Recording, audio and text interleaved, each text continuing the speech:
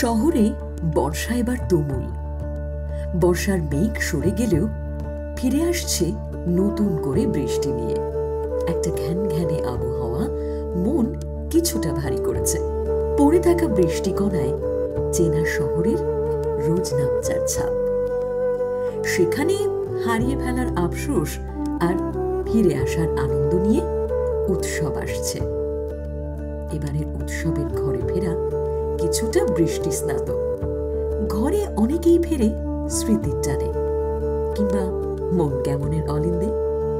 সেসব অলিন্দে কিছু গল্প থাকে, আর গল্পের মধ্যেই জীবন বহমান। আমাদের গল্পের সৃজা মফস্বলের মেয়ে। একসময় ওর পরিবার থাকতো বড় বাজারের মেসে। বাবার চাকরি ছিল একটি কাঁচের বোতল তৈরির কারখানায়। টানাপোড়েনের সংসার। সৃজাকে ওই অঞ্চলের একটি বিনে পয়সার স্কুলে ভর্তি করিয়ে দেয় ওর বাবা। সেখান থেকে পাশ করে সৃজা কলেজ এবং তারপর ম্যানেজমেন্টের পড়াশোনা শেষ করে এখন ব্যাঙ্গালোরে চাকরি করে। গল্পটা মসৃণ শোনালেও সংগ্রামটা কঠিন ছিল। আর ওই লড়াইয়ের উপর দিয়ে যে যায় সেই জানে লড়াইয়ের কঠিন অলিগলি। রমিত ওর কলিগ। দুজনেই ব্যাঙ্গালোরের একটি নামজাদা বিজ্ঞাপন সংস্থায় চাকরি করে। দুজনেই এবার পুজোর আগে শহরে এসছে একটি প্রজেক্ট নিয়ে। তারই ফাঁকে সৃজা ওর সেই মেয়েবেলার স্কুল ঘুরে আসার কথা তোলে রমিতকে। সেই স্কুল যেখানে গেটের বাইরে থেকে ওর বাবা ওকে ছেড়ে দিয়ে কারখানায় চলে যেত। সেই স্কুল যেখানে ছুটির পর অনেক স্বাদ পূরণ করে উঠতে পারত না ওর মা। ওর বাবা মা কেউই আর নেই। শুধু রয়ে গেছে অমলিন টুকরো স্মৃতি আর প্রথম দিকের ক্ষতবিক্ষত জীবনের কিছু দাগ। যে দাগ থাকে, কারণ সেই দাগ মোছে না। জীবনের চলমান ধারায় সেই সব দাগ শেখায় কিভাবে সজাগ থাকতে হয়। এই জোড়াতালির জীবন ছাপিয়ে পড়াশোনা শেষ করে সৃজা ব্যাঙ্গালোর চলে যায়।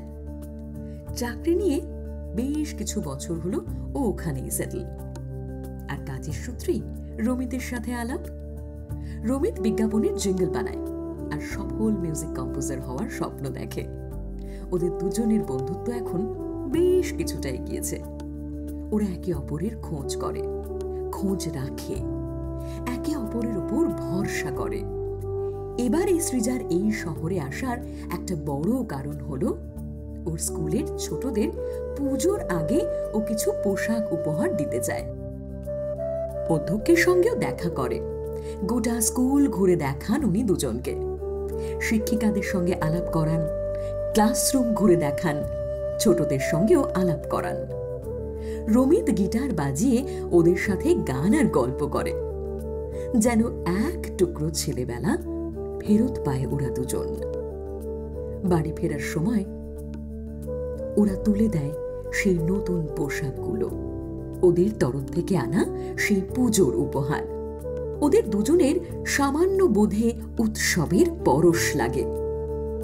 যে পরশে আছে উৎসবের আলোর রোশনাই, শরৎ মেঘের আগমনীর আনন্দ, যে আগমনীর খুশির কণায় সারল্যের মুক্ত ঝরে, পদ্ম পাতায় টলমল করে শিশির বিন্দু কণা, কণায় কণায় ছড়িয়ে পড়ে গান, গানের ধারায় উৎসব মুখর জীবন তরণী।